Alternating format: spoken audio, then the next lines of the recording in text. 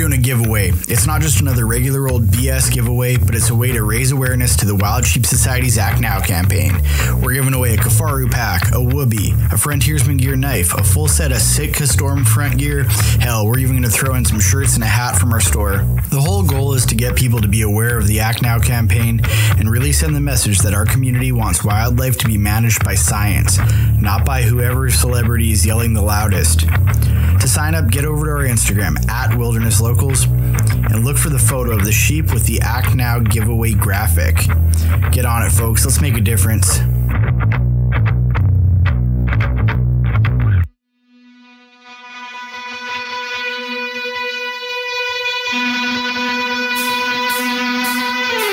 This is episode 51 of the Wilderness Locals podcast.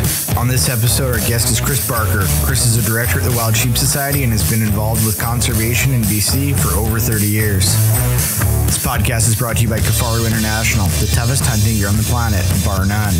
Frontiersman Gear, high quality, completely custom, handmade knives made in the heart of the Peace Country. And as always, we're brought to you by Just Shooting Arrows, BC's premier archery shop. Been involved with the Wild Sheep Society for over 25 years now, I think.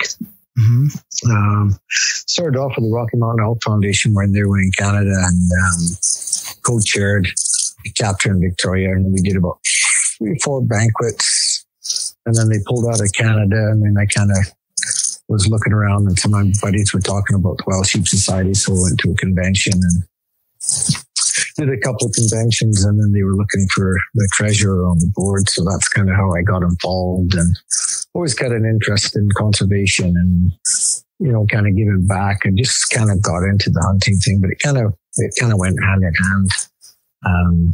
You know, being in the outdoors hunting, but also the conservation component and actually trying to look after habitat. And obviously the emphasis on that now is,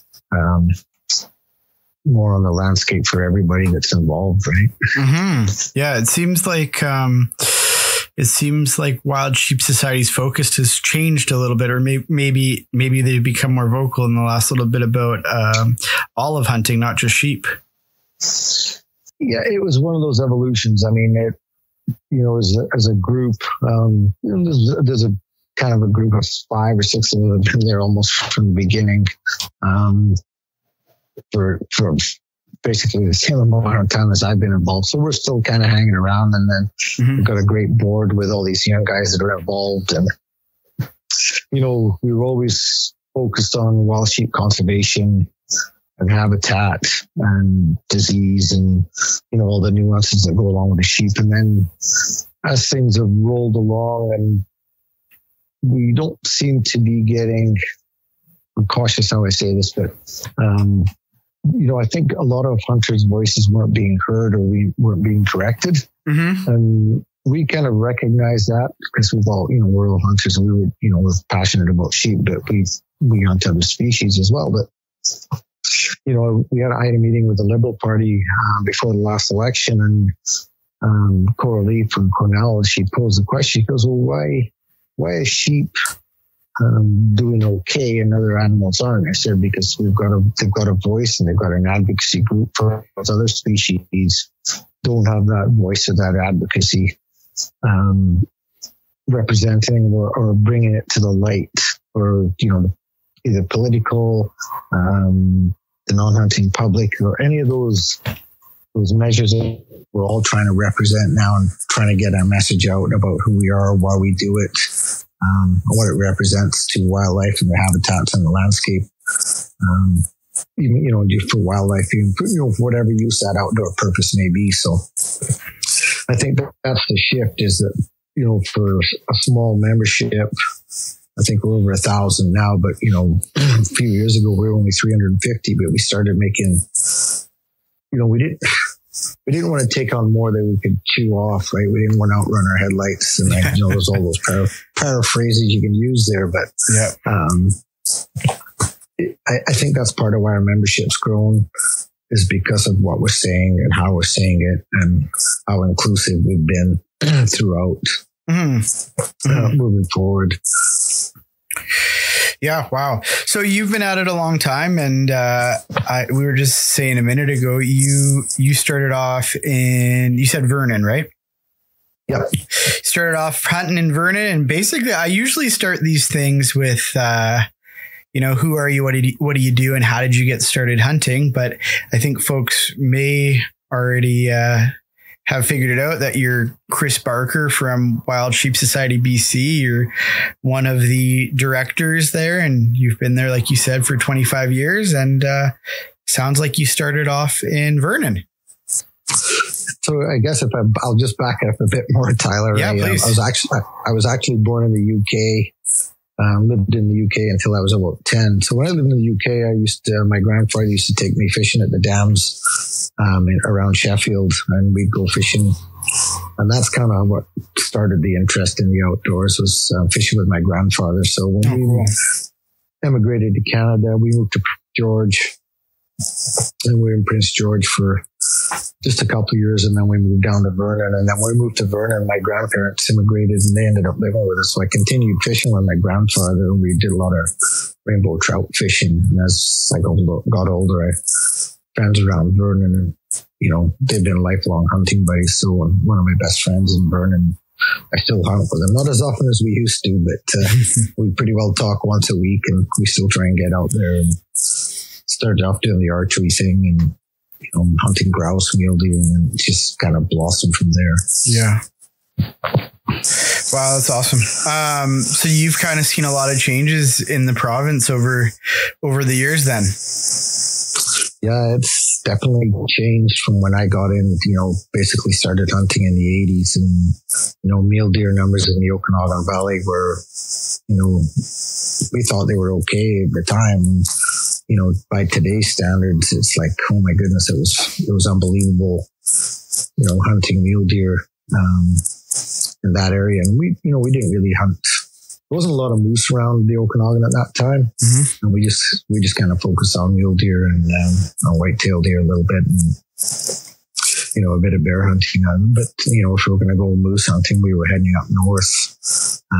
We didn't really bother with the LEH stuff in the Chilcotin or in the Kootenays. We just went right to around Dawson Creek. We started moose hunting up there. Mm-hmm.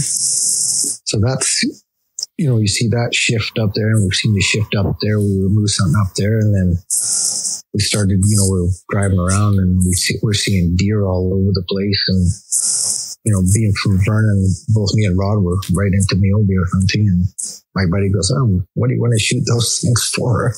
And so we actually got in a mule deer hunt, and we were driving up there, and it was nothing to see over 200 mule deer in the morning, mm-hmm. Driving around Dawson Creek. And, as resource extraction took over and roads and ingress, it increased access. They opened up the hunting seasons, they opened up those seasons, and you just saw that population decline, mm-hmm. to where it's almost tragic. Well, it is tragic from what it was to what it is now. Mm-hmm. And how do we go about recovering that component? And actually putting the focus on conservation and wildlife and populations, and trying to reestablish that just for the next generation to come in. And that's kind of what I look at is I think we missed when the change happens, it's so gradual, you don't recognize it until you look back and say, okay, where did that go? And what are we missing? And it's like, what could we have done? And I don't, as you get older, you don't realize the nuances of what we could have done. And I think that's part of what's happening now. And it's great to see our membership and the age, I'll go age class, but, so many younger members and people like yourself, Tyler, and our board, they're all, in the 30s, whereas we're getting a bit long on the tooth, but, those guys are the ones that they're recognizing, and they're listening to what's happening, and they've seen the nuances of the changes and what's going on in the landscape. So I think that's, it's driving a whole bunch of stuff, but it's that whole shift has occurred, whether it was moose, whether it was elk, whether it was mule deer. we could talk about predators, but I think they seem to be holding their own right now. Obviously grizzly bear numbers are going to be going up with the loss of that season. So there's all those dynamics that have come into play. But then, like I say, the habitat component and forestry. So it depends on, there's so many rabbit holes we could go down. Yeah. And I'll kind of let you guide us a little bit there, Tucker. Yeah, for sure. Before we get too far into some of the more nuanced stuff and kind of what you're up to at Wild Sheep and what the focuses are there, I'd love to hear kind of how you got bit by the sheep bug and I know you said you were big over, you were into Rocky Mountain Elk Foundation when they were in BC, or in Canada rather. Was Rocky Mountain Elk Foundation instrumental in some of the transplants that happened back then? They were part and parcel of some of them. They were more focused on the habitat stuff. They did move some of the elk around. There was a lot of habitat stuff that went on the Kootenays. And I'm just trying to remember the dates, whether some of the funding went to the original transplants from Vancouver Island. And I think it may have been just after the Elk Foundation disappeared, but definitely HCTF and potentially Rocky Mountain Elk Foundation transplants from Vancouver Island over to Seashell and Powell River were key to see those populations just explode and blossom and expand like they have up Pitt River and the Harrison and all that country. Mm-hmm. But they were more focused on habitat stuff. And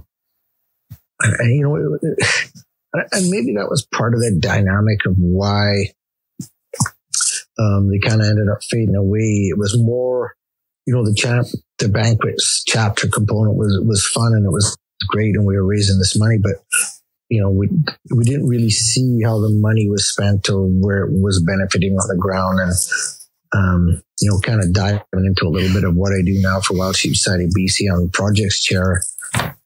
But to me, our members need to know where our money is going on the ground. Mm-hmm. And that may be a carryover from the Elk Foundation, that I didn't really know where the money was going or how it was spent. And to me, that's a big, it's not a weight, but it's a responsibility. I feel that as our members step up and they support all our fundraising mechanisms, be it raffles, conventions, whatever it is, mm-hmm. We're trying to get as much money back on the ground, and it's so critical that we can communicate that back to our members that this is where your money's going. This is how it's benefiting wildlife on the landscape. This is what it's doing for sheep, but it's going to help mule deer, moose, or wherever we're doing whatever we're doing on the landscape. So I think it's tied in, but sheep has definitely driven that component. And I think you were heading down that question of how I always had a passion for sheep, and I'm not sure why it was there or what started the driving component. I always knew I wanted to hunt sheep, and I probably said this on other podcasts, but I was flying with my dad from Vernon down to Penticton. We were flying over Okanagan Mountain Park, and I knew there was sheep in the area. I'd never seen a sheep in there, but we were flying over right where the fire burned the park, and I was thinking that looks like it should be good sheep hunting, sheep country. And I think I was probably 12 or 15 at the time, so I had no concept at all of what it was about or what it was doing. So that was probably my first real interest in sheep. And then, that sheep hunt, when we finally got into the mountains and the whole ball of wax, it was like, okay, this is just unbelievable. Nothing really compared to it. So I think that started the initial interest in the sheep and the sheep hunting and the sheep conservation. That kind of got the needle into the vein. Yeah. They say if you're going to be a sheep hunter, you're either going to love it or hate it. And if you get bit by the sheep hunt bug, you're done. I always refer to it as like the mob.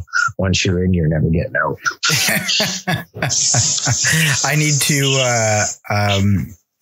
I need to spend my time in the woods wisely then, and maybe hold off doing any more sheep hunting in the near future. I have a lot of stuff that I want to accomplish. Yeah, I'd just do whatever you can do. And if you can get your one sheep hunt or two sheep hunts and you're going to do it, you'll never regret it. Yeah, for sure. Yeah, you were saying how you feel it's important for the members to know where their money's going. And something that really surprised me with Wild Sheep Society is when I signed up to be a Monarch member, the guys over there, they shoot you an email and, hey, where do you want us to spend this money? It's like kind of blew my mind a little bit, Yeah, it was, and that was one of the things that when we were doing it is we don't want to, obviously supporting fundraising, but we wanted members to be able to feel like they had to say where they wanted their money to go and where they wanted to have the most effect. And it was near and dearest to their heart. So if you're saying you want it to go to disease research or to heritage or whatever the options are, the members have the choice of that, because I think it also drives ownership for somebody that's making that significant contribution, that they do have an important say, or they have to say where their money is going to go, and they can feel like they own it.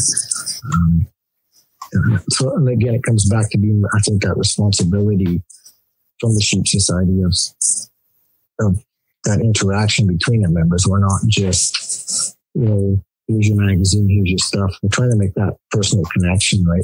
As you become more successful, it gets tougher to be that intimate with as many members as we're getting. But like I said, we have a great board, and we try and reach out and talk to as many people as we can. And like I said, it's a family, right? It's a sheep family. WSF, Sheep Foundation in the U.S.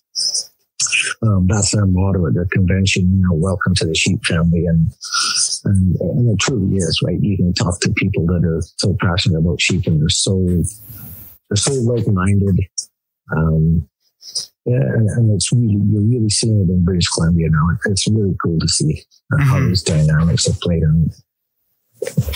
Yeah, it's wild. I mean, like, I think when I signed up, there was 516 guys ahead of me for Life and like 90 guys ahead of me for Monarch. I mean, that's substantial. Yeah, and the buy-in from the membership. I can remember we were when we first started the Life membership and what we used to charge for it, and to try and get to 100 was almost the one hurdle. So it's like each number becomes a hurdle, right? And I think I was just talking to Michael Serby, our executive director, last week, and he said we're at 95 Monarch members right now. That's awesome. So, something for somebody to look out. We are going to keep 100. So I don't know if I'm letting the cat out of the bag here, but didn't hear it first now. But at next year's convention, we're going to auction off Monarch number 100 off at the convention. Oh, nice. That's cool. Yeah, well, I guess you're letting the cat out of the bag then. So since you're the kind of projects chair, maybe we should talk about the kind of 6 places that you can kind of put your cash when you become I think it's Life member, right? That's when you do that, or is it Monarch? I can't remember. It's Monarch. So in order to become a Monarch member, you've got to become a Life member first. Yeah. So you become a Life member, and then you can join up as a Monarch member. And then we have, I shouldn't know how many different levels of Monarch membership we have, but we've kind of made it so that it can be unlimited.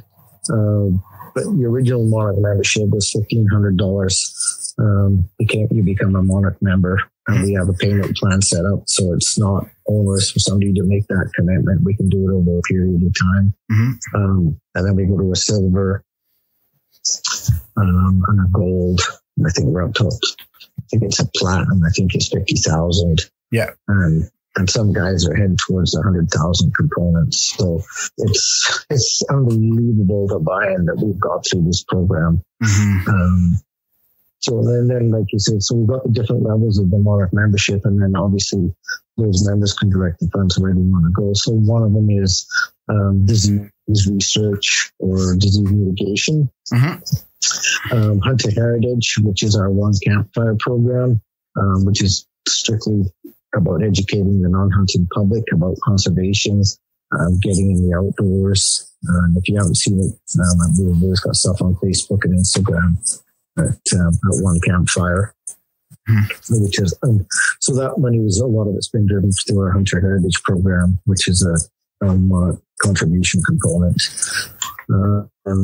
We've done land acquisitions in the Granby. We've done 2 land acquisitions in the Granby to secure wild sheep habitat for California bighorn sheep around Grand Forks, that was another opportunity for your Monarch dollars to go on the ground. And then we did some fundraising around that component, which was supported unbelievably and allowing us to make significant contributions for those land purchases. It can go to other. So other is, if you don't know where you want the money to go, other is what's the most needed component of the Wild Sheep Society of BC, whether it's, it could be a membership drive, it could be supporting our yearly bills, it could be a project that we have that's come from nowhere that we need to direct funds to. So that one's really left up to the board where that other money goes. And then we have other projects. So, we're doing well on the Fraser. I won't dive too deep into that one yet, but we're doing the treatment component on trying to make wild sheep ribs maybe free on the Fraser River. And then we've got burning projects up north, and we're doing some invasive weeds. We've got all these projects out there, and then so anybody can say, "Yeah, I would like my money to go to that project." So it could be weeds in the Kootenays, or it could be a burn up north. It could be disease testing on wild sheep and on stone sheep. So there's so many options for members to direct their funds. It's I don't know if any other wild sheep chapter and affiliate of WSF that has the same component that we do with our Monarch membership. So we just thought it was a great idea for our members to be able to have that choice of where they want to go and make a difference. Yeah. That they feel they're making a difference. Yeah. It's very cool. It sure makes you feel involved when you get that email and they ask that question. I had to ask a half dozen people. I asked you guys' treasurer, Greg, that I chat with quite a bit there, or secretary rather. And, I asked, my hunting mentor, Ronnie, too, and they had conflicting answers. So I had a hard decision. Yeah. That's a good thing to have, right? It's like, not to have those choices. I think we need to be doing that much out there to help our wild sheep populations, then that's what we need to be doing. One of the things we did a few years back with the board was our goal was to have wild sheep projects in every region where there was wild sheep. And for the last 3 to 4 years, we've managed to achieve that. We've got wild sheep projects in Region 3, Region 4, Region 5, Region 6, Region 7, both A and B, and Region 8. Nice. And that, so we want to make sure that everybody's kind of covered. And, a lot of this stuff is developed with the regional biologists throughout the province. And that, that's another great relationship that we've managed to build over the years working with our regional bios, that we can have that rapport and that trust with them, that, we can say we're interested in doing this, or they're going, can you support this? And it's really interactive. Again, kind of like our membership, but it's we don't have a funding intake deadline date. We've been asked a couple of times, should we do that? And I kind of, rightly or wrongly, I always push back and say, limits on when we have a fund, they become just a funding component. Whereas, as if we get a request for some funds, we start to become a partner in that project. And to me, that's key. We need to be the partner in the project. We need to be driving the projects on behalf of our members. However, that project gets set up. And that's another thing I think we need to talk about is just the collaboration on the landscape for being successful. It's not just Wild Sheep Society of BC. It's First Nations, it's guide outfitters, it's hunters that aren't part of an organization, it's BC Wildlife Federation, GABC. It's starting to become the whole collaborative approach, which really needs to happen for the benefit of conservation of sheep. If we're all talking the same language about conservation, and we're not talking about which piece of the pie we get, because maybe when we're talking about piece of the pie, that's just a selfish attitude. It needs to be that collaborative approach for the benefit of sheep and habitat and landscapes. It's got to be kept. It's got to be collaborative, and we can't be leaving one component out. We're going to have differences of opinion how we should get to an objective or a goal. But I think as long as we all talking the same language and the same objectives, we're eventually going to get there. And that's kind of what I'm seeing now is this whole approach of how we achieve conservation for wild sheep on the landscape. Very cool.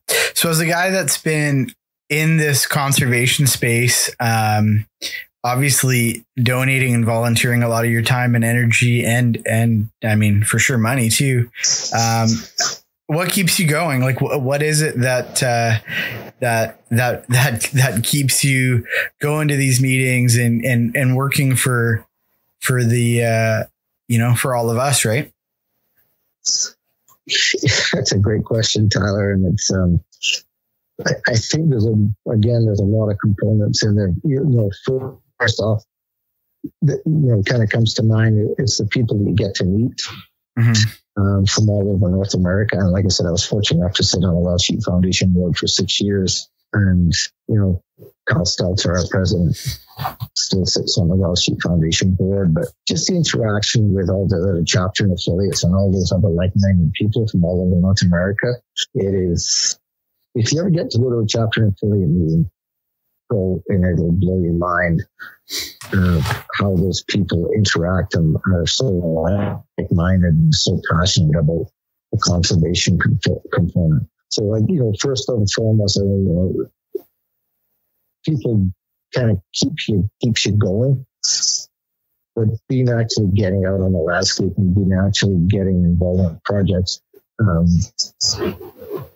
it's so rewarding, but it just re-energizes that component. So I was fortunate enough to get out this early spring and help with the treatment on the Fraser and just actually be interactive with wild sheep, taking fecal samples, hobbling, blindfolding, just doing that. And once you've done that, it keeps you driven, it keeps you going back. But it is so rewarding. And I guess if I kind of back it up just a hair, I've been fortunate enough that as I did get involved when we were still doing transplants of sheep, Wild Sheep Society of BC, we managed to get involved with sheep transplants. And I had a horse to stock trailer, so I managed to move all the sheep in the stock trailer. So I was fortunate enough to do transplants from the National List to Okanagan Mountain Park. Oh, wow. So we did a couple transplants there. We did transplants out of Kamloops, from the Harper Ranch, and from just below the airport. And some of those sheep went onto the Fraser at Big Bar, Alkali Lake. So went back to Okanagan Mountain Park. So I was fortunate enough to move probably about 100 sheep around the province And again, very hands-on, capturing sheep and putting them in the horse trailer. Again, taking samples and just being up close and personal with them. That part, I can't explain how rewarding that is. So if we ever get the opportunity where we're either transplanting sheep or we're doing something with sheep, if you get that opportunity, Tyler, take it. And I can't, like I say, words don't explain how rewarding it is, but it is. It's probably as rewarding as harvesting your first sheep, but you're giving so much back by doing what you're doing. That it kind of overshines that component. Mm-hmm. So that, that part keeps you going. But then as you go to meetings and we're trying to do this and we're trying to do that, again, you're down with around those other like-minded people. And like you say, every time you go to a meeting or you're on a meeting, you come back, you get energized and just revitalizes you yourself, and you just keep pushing ahead. And I said a long time ago, I realized disease was going to be the issue that would limit our wild sheep populations in BC. And I said if we ever get disease sorted out within the province, that all we were focused on is habitat work for our wild sheep, then I could probably retire from doing what I'm doing. And sometimes I think we're getting close to the disease issue, and sometimes I'm not. But we're getting there.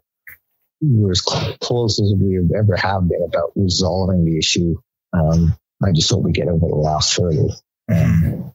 So that's a lot of what's kept you going. And I think I remember driving up north with my buddy Mike Southern, and every time we were driving up north, we'd be talking about what can we do for sheep and how do we could do this at the convention. We could probably raise some money this way, or what about doing this? And so there's a lot of people that are still interactive, but then you've also got those mentors that were there.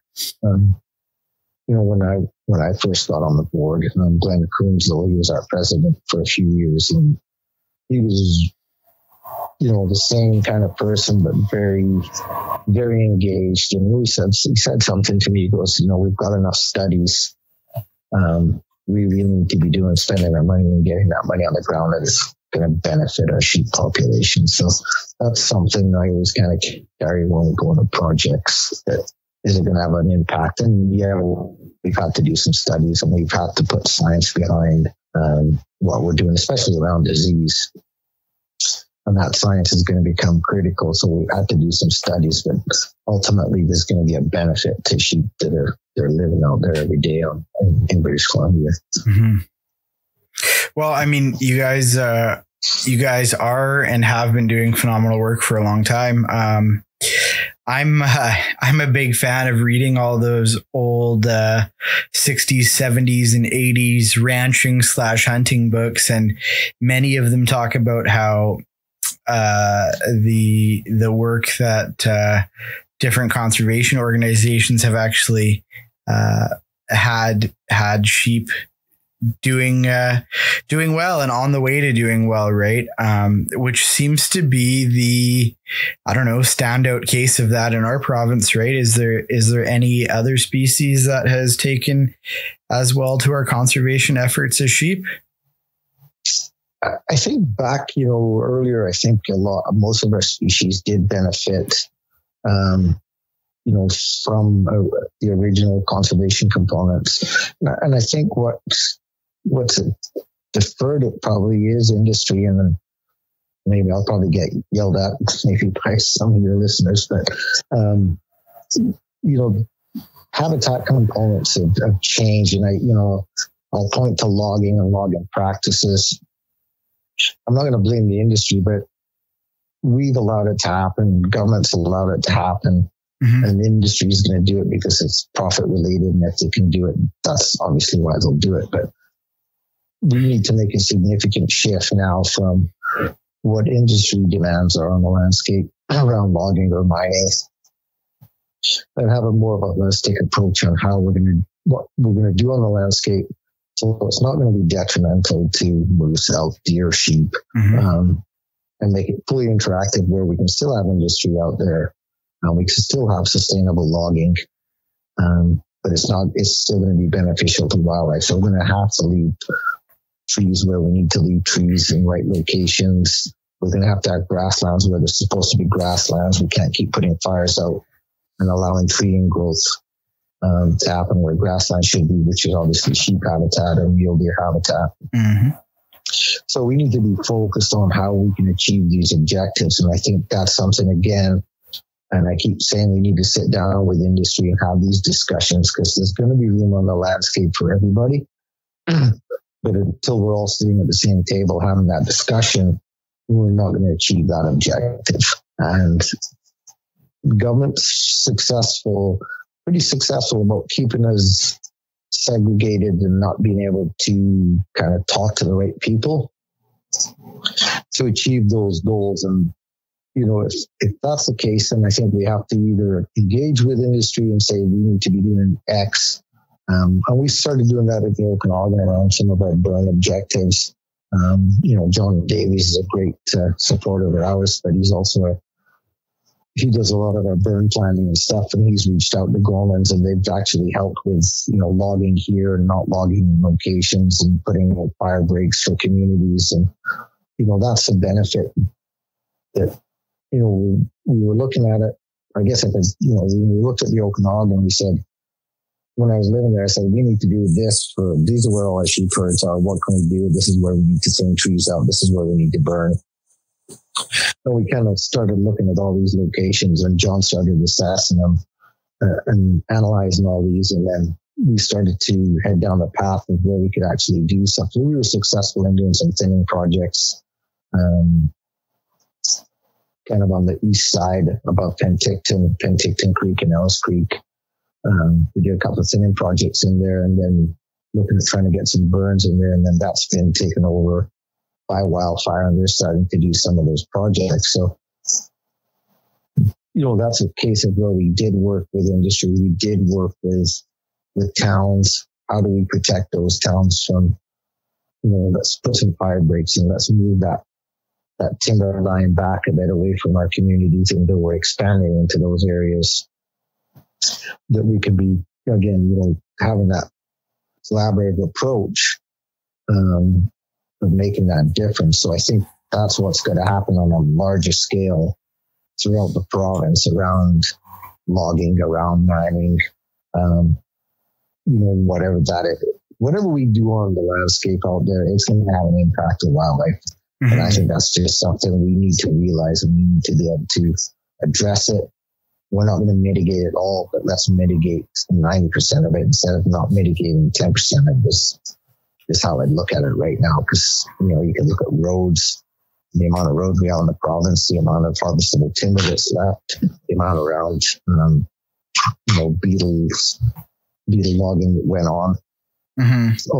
All these different things that have happened on the landscape. But what are we going to do to change that, to make sure that we can go in the right direction to get these forests back, and then start to make a sustainable logging industry again? Because the way that we're logging right now is not sustainable, and I think we've got past that point. So we're going to have to slow the logging component down a bit, I would think, and then try and get that forestry back to where we need to, and make it interactive throughout, right? Mm-hmm. Yeah, that makes a lot of sense. I mean, I read a book recently, and I'll leave out the name and the author of it, but he was talking about how when they were moving into a particular area that I love to hunt today, when they were first cutting it, they had promised all the different hunting outfits and biologists that were working in the area that they were going to do this really methodical kind of time-based cutting strategy where they would cut one block and not be back there to cut the neighboring block until the first block had matured, yada, yada. And I think over the course of only a couple of years, they had cut all of it. And money drives a lot of it, it seems. Yeah. Yeah, and I think it's driven, but again, I think it comes back to, and I brought it up with our guys, our board, is everybody needs to start looking at FERPA and how FERPA is used and how there's no accountability through FERPA, which is, what's the acronym now? It's forest. I should remember, but I might have to look it up, Tyler. And let your listeners know. But forest range practices. Forest. I'm going to screw it up. But anyways, it's got all the components for wildlife, for fish, for logging, and how everybody needs to manage to these 10 directives. But the managers don't really manage to those directives because they're forestry industry driven. So they're not managing to those directives, or they're not putting the science behind what they need to be putting behind to make sure they are looking after wildlife, or they are looking after our streams for fish. And there's no accountability created within FERPA to say that that manager's not doing it correctly. Mm-hmm. So there's a lot of stuff, and I think if people want to look at it, they'd be quite upset once they started looking at where there's missed opportunities with how FERPA was created and what it was meant to do. Mm-hmm. And that FERPA is almost that collaborative approach, but it's never been used in that collaborative approach. Yeah. It's Forest and Range Practices Act. And for folks that want to see it, it's under the legislation and regulation pages on the provincial websites there. It's pretty. Perfect. Thank you. No worries. Interesting stuff for sure. So one thing I do want to get into is I missed the perfect segue because I wanted to talk to you more about conservation stuff here. But you mentioned the work, the conservation work that you do being as satisfying as harvesting your first sheep or killing your first sheep. So I'd love to hear about you maybe as a young guy getting into sheep country. Yeah, so probably I'll start back off. So me and my buddy Rod Ellis, everybody was going to the Cooties and hunting elk, and we had a friend of ours, Doug Field, that lived in just in Ground Birch, just south of Dawson Creek. Mm-hmm. And we said, well, we're going to go to Dawson Creek. We're going to go moose hunting. So we went moose hunting up there for 4 or 5 years, and we were successful every year in harvesting our moose. And we said to Doug, we want to do a horseback trip. We want to go to the mountains. So this is kind of how it started off. So he said, well, before we do a horse trip to the mountains, you guys have to see if you can do the horse thing. So we actually did a spring bear hunt on horseback down towards the Pine River, and we spent a week out in the bush and this bear hunt. And Doug was feeling confident with our talents, but he said, "Yeah, we'll start planning to do this horse trip to the mountains." So we did 2 or 3 trips to the mountains, and then I think one year we said, "Well, we're going to do a flying trip." So we did it. We were going to fly in, and we flew into. We were planning on hiking out of the back of the hiking over to some. It was kind of a combination sheep caribou hunt. So we landed on the lake, and first day we got out and we started hiking up the valley. And I think it was the next day, Doug was fortunate enough to shoot a caribou, and we got this caribou, and right at basically the same time as that, his sole on his boot came off. So it's like, we've got to get back to the lake. And there was some other guys in there. We knew they were flying out. So we headed back to the lake with this caribou. We figured we'd get them to fly that out. Mm-hmm. When we got down there, his boot soles off. So we had duct tape up to get him down there. And then we flew the caribou out, and the pilot had to make 2 trips with these guys. And Doug had somebody in Fort Nelson, grabbed him another pair of boots. He flew back in, and then he flew the other guy out, and he ferried us over to, and then flew Doug another pair of boots in. And then we ended up hiking out and that was kind of evolving into our first sheep hunt. So we kind of headed south into the mountains, and hiking around the mountains, looking for sheep, and we were looking in the right places. But I don't think there were sheep on the mountain, so we were looking in the wrong places. So sheep are on specific mountains, lilies on specific mountains. They're not going to be on every mountain. So that was kind of our first lesson. But that trip, we ended up harvesting two great old rams, both myself and Doug. I think mine was 12 and a half years old, and I think Doug's may have been 10 and a half.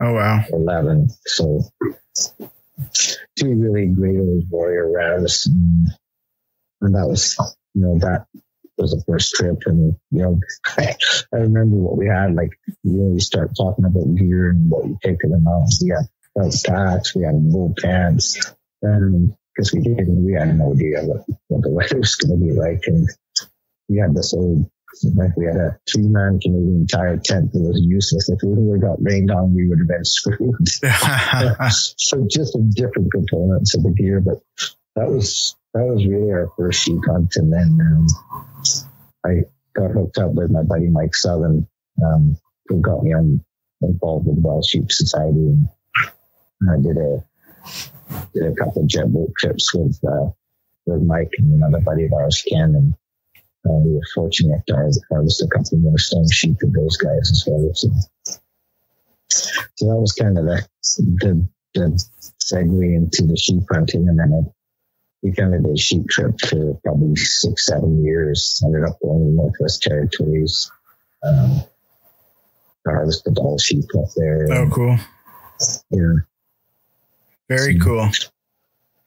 Very cool. And so you stayed after it.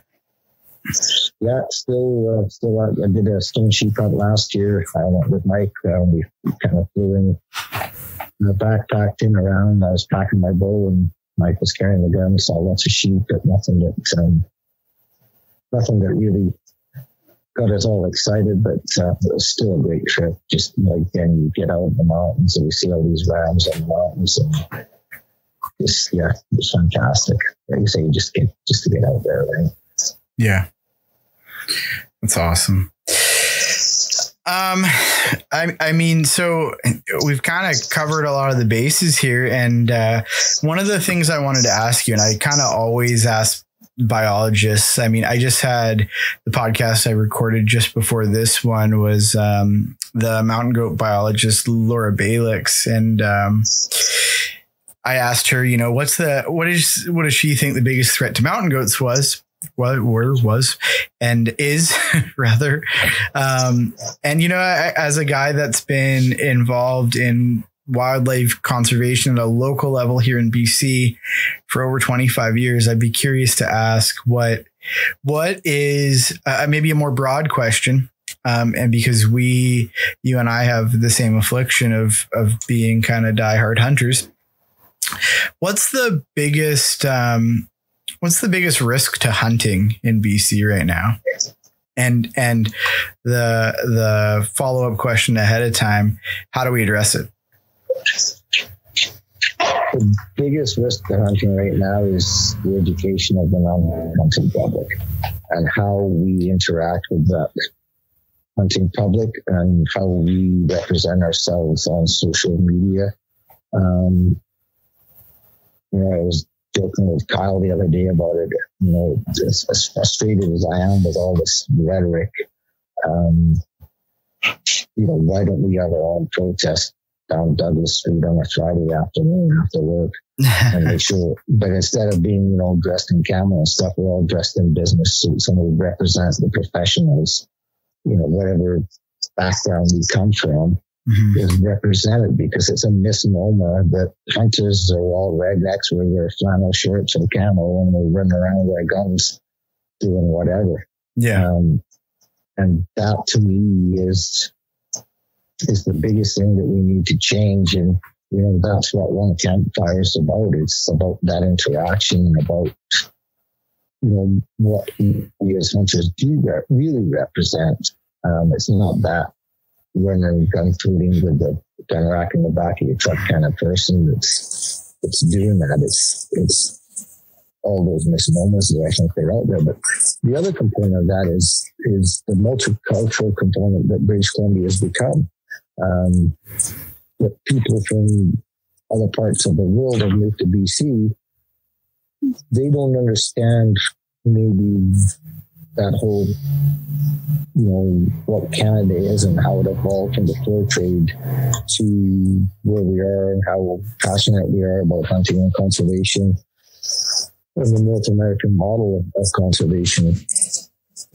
None of that has been probably relayed, so all they realize is, this is Vancouver, this is downtown Victoria, this is our own little world, and I see it. Every day I listen to an AM station, and I listen to all the stuff that the announcers are talking about, and not that it's not,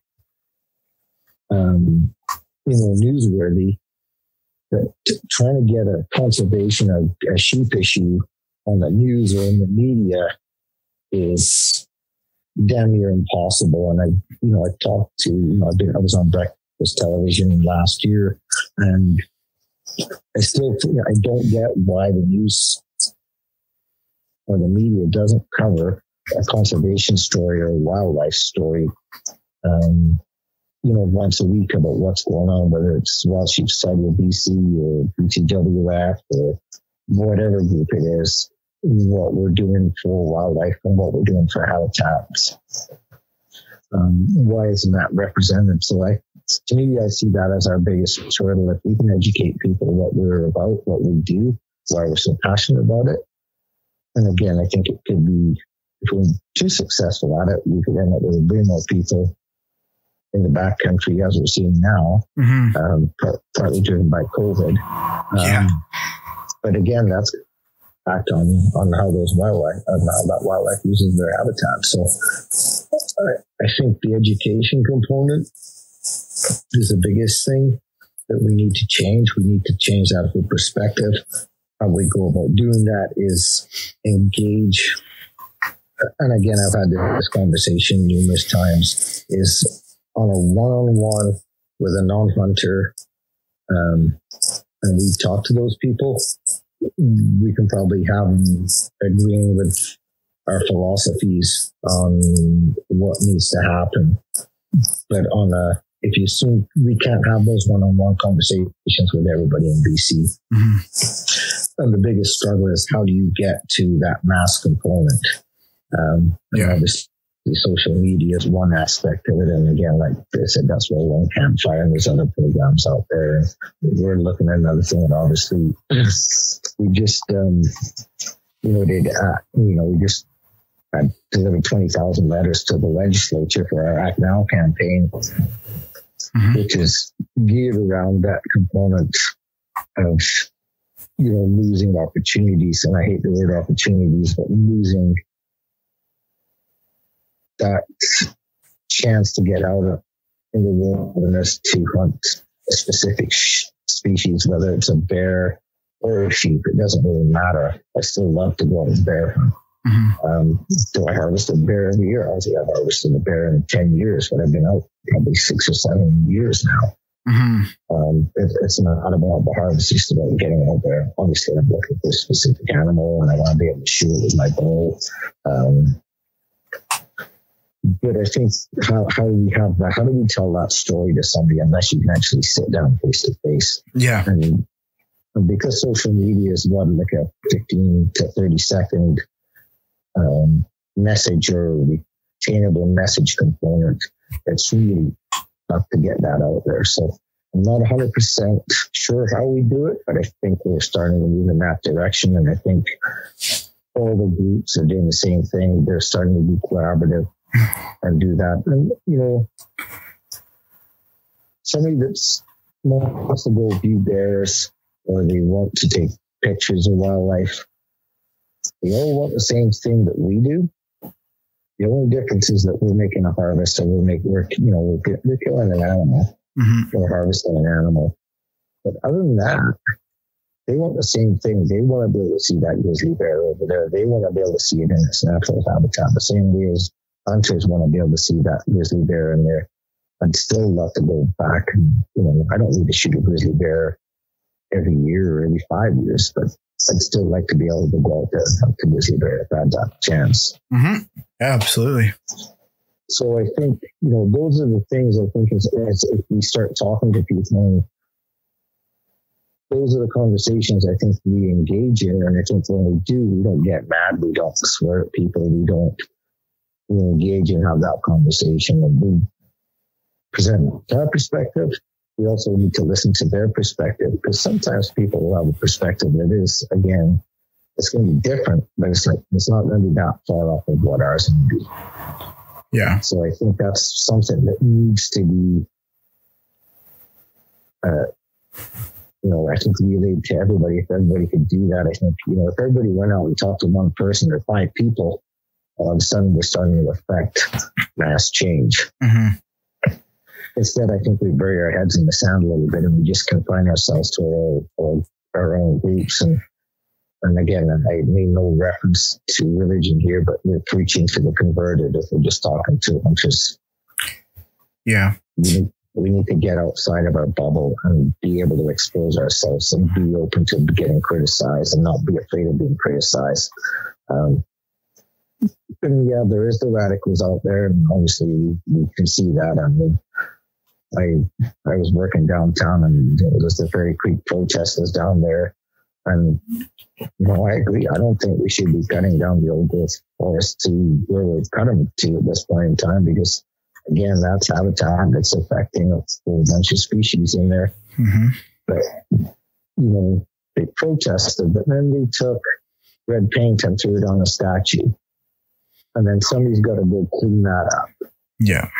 So how is that beneficial to your cause by having, for lack of a better word, because it would have been taxpayers that paid for it to get that cleaned up. But also, what are you damaging by the environment by throwing red paint? Because I don't care what kind of paint it is, even if it's water-based, it's still got some chemical in it. So, the rhetoric around some things needs to be, you're going to have that perspective. I think if we have a calmer perspective and we represent ourselves correctly, respectfully, and be collaborative about it, I think that's how we're going to win moving forward,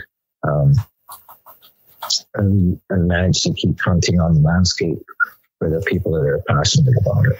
Mm-hmm. Yeah, I had Steve Hamilton on the podcast with Greg, talking about One Campfire and kind of the One Campfire initiative and all that stuff. And it's great. I couldn't agree more with what One Campfire is doing.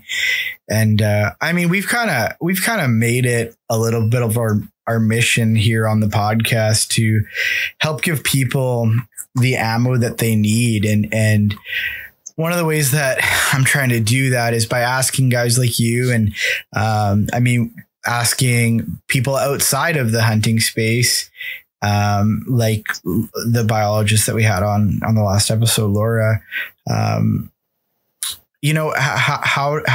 what's your reason for hunting? Why do you hunt? How can we explain that?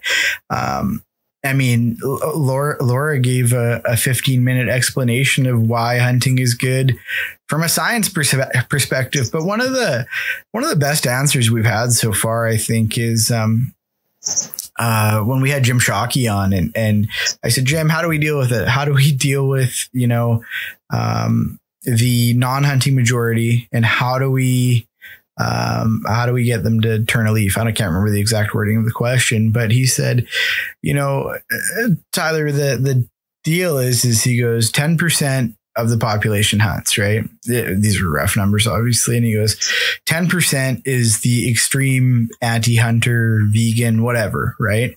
And he goes, that 80% in the middle is kind of ours to lose.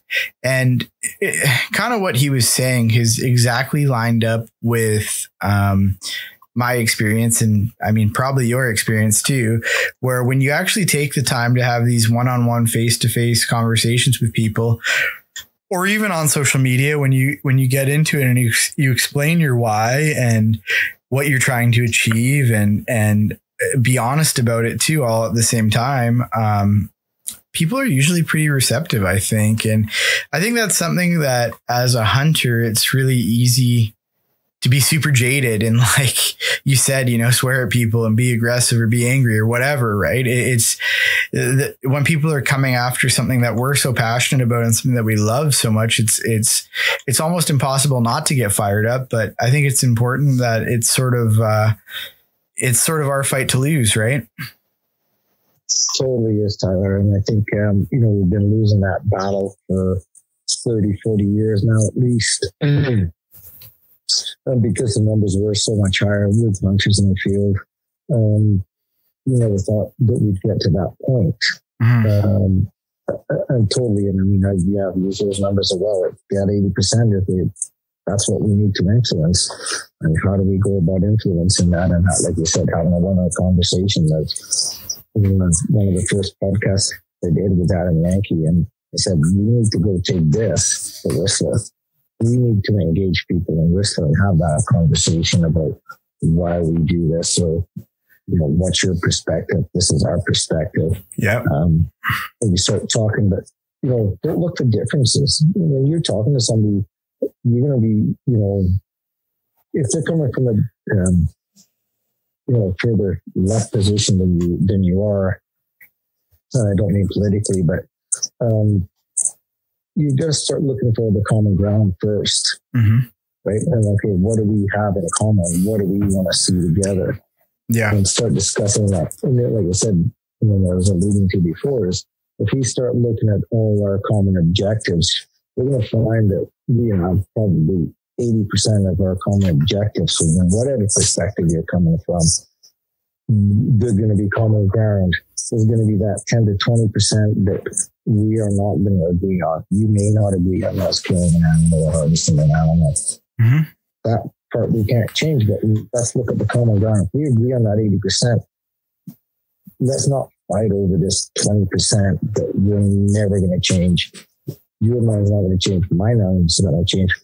But we're still going to have all these animals because we're only harvesting at a 3% rate, 2 to 3% harvest rate on any species within this province. And like I said, I'm the first one. If there's a conservation concern, then that's when we need to be looking at it. And that's when we need to say, okay, then maybe we shouldn't be hunting it. Maybe we should be doing something different. But let's look at what we can do, because it's not about hunting that last animal and taking it off the landscape completely. It needs to be building those populations and looking at where we need to be and what's an objective. I talked a little bit about the Fraser River project a bit, but there used to be 4,500 sheep on the Fraser from Lillooet to Williams Lake. And I think right now we're under 1,000. Yeah.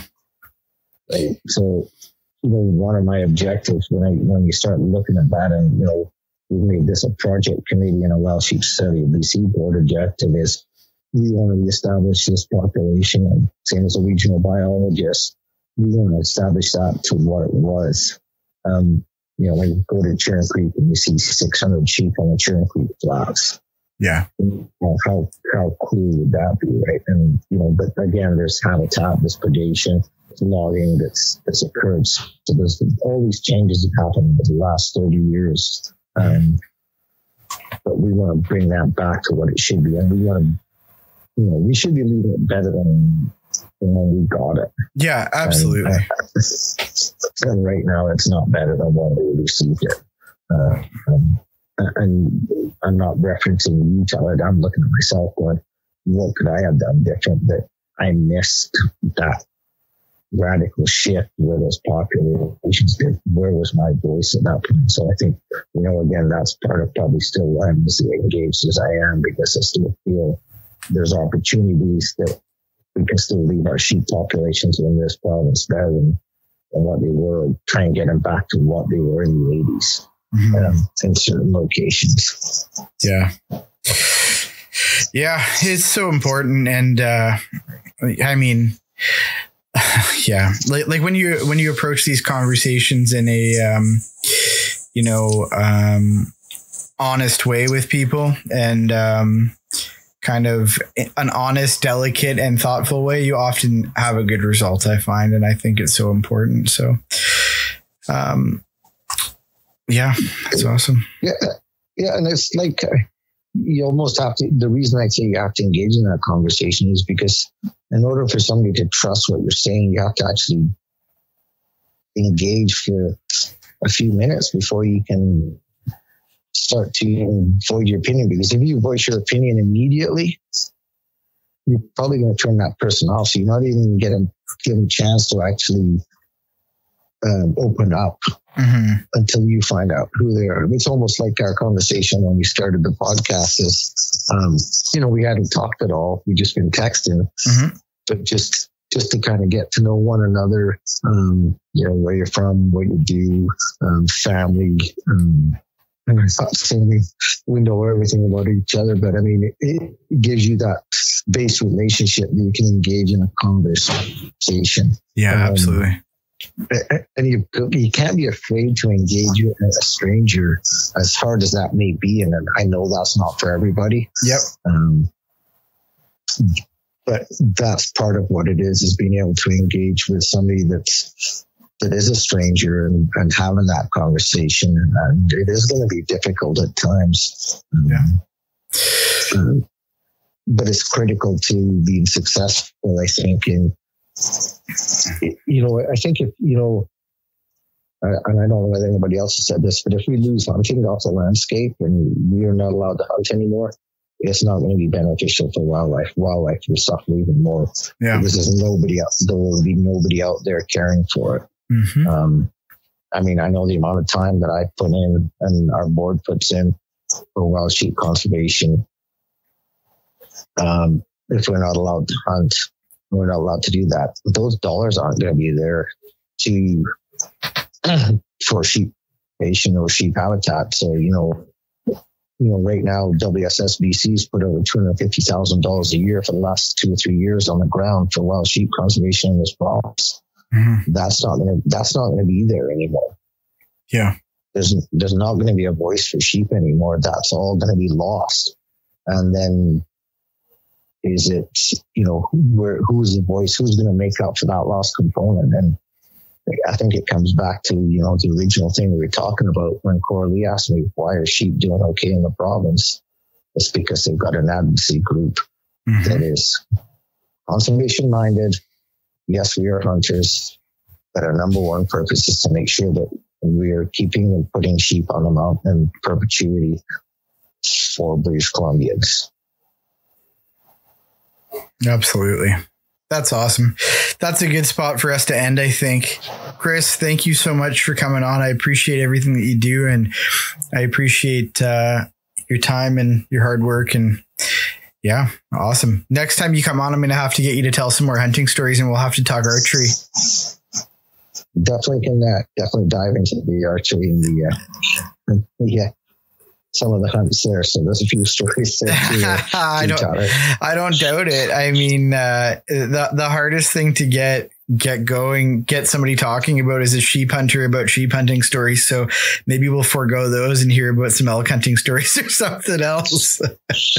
Yeah, there's a few, probably more moose and bears, goat stories and stuff. But no, like I said, I really appreciate the opportunity, Tyler, and just to talk, get the word out to your listeners. It's always great. It's always great to be on a podcast and just share thoughts and what Wild Sheep Society BC is doing. I didn't really dive into projects that much tonight, but we're doing some unbelievable stuff on the landscape for sheep within the province. So that's probably a whole other podcast. But I really appreciate the opportunity to chat with you and talk to you tonight. For sure. Well, we're banging the Wild Sheep Society BC drum as hard as we can, and we urge everyone we can to contribute as much or as much as they can, and the payment plans and all that kind of stuff make it affordable. You can do something that fits your budget to help out hunting here in BC, and it's huge. You guys are doing a great job.